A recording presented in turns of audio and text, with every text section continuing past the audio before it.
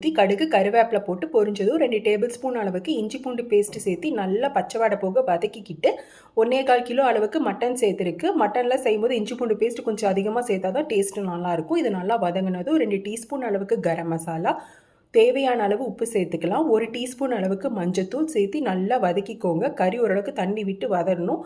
இப்போது இந்த சமயத்தில் வீட்டில் அரைச்ச கறி மசாலா தான் யூஸ் பண்ணிக்கிறோம். நீங்கள் ரெடிமேட் மசாலா கூட யூஸ் பண்ணிக்கலாம். ஒரு 2 டேபிள் ஸ்பூன் அளவு கறி மசாலா சேர்த்து நல்லா தண்ணி விட்டு வந்ததும் ஒரு அரை மூடி அளவுக்கு தேங்காய், ஒரு 2 வரமிளகா வச்சு அரைச்சிருக்கு.